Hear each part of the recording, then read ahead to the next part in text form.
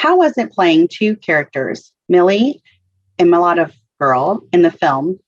What was that like when you drew into the role?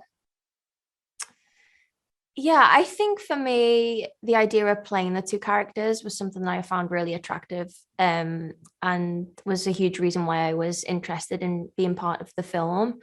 Um, when I first read the script, I was so intrigued as to how they were gonna kind of explore and show the two worlds on screen. And I think for me, the biggest thing to kind of differentiate the two was physicality. um Millie has her strengths in very different ways. She has a very firm belief in herself and who she is, and what's right. Whereas Molotov is all about the exterior. It's what she's physically able to do and how she kind of navigates the video game. So it was great for me. It was something that was like a huge conversation with, especially with Shawn, our director, from the very early stages as to what's the costume going to be like, accents, how would she speak in the video game. There was a lot of kind of freedom in that. But it was always important for there to be a real essence of Millie within Molotov. We didn't want them to feel disconnected in any way. So hopefully they didn't. How is it working with funny guys like Ryan Reynolds, Lowell Howery, Utkarsh Ambudkar, and Taika Waititi? Was everyone cracking up between lines? Was there a lot of ad-libbing going on?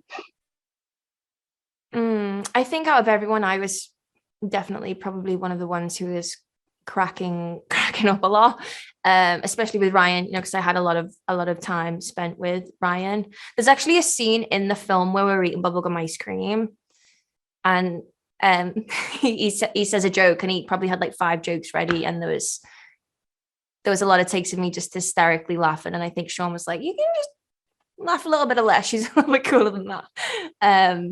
So yeah, it was great. I mean, it just, that kind of atmosphere just trickled all the way through the set. It was a very easygoing, fun set to be on, and to get to witness how Ryan and Utkarsh and Taika work. There was one day I went to set because I had a costume fitting, and Taika was filming, and he was improvising for about 10 minutes, and I just sat there on my day off on a chair and watched him do it because I was so impressed. So yeah, it was very, very fun, and I took a lot away from it.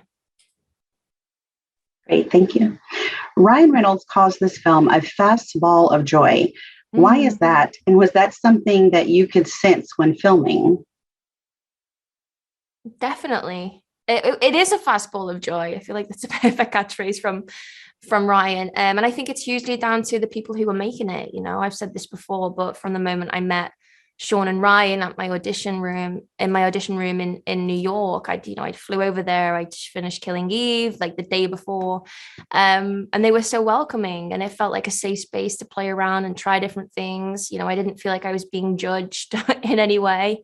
They were really rooting for me to do the best work that I could, and that continued through the whole shoot. It was impossible not to have a good day when you were on set, because it is silly and it has a lot of heart, and we all had such an amazing time making it that I feel like you can't help but feel and experience that when you're sat watching it at home or in the cinema.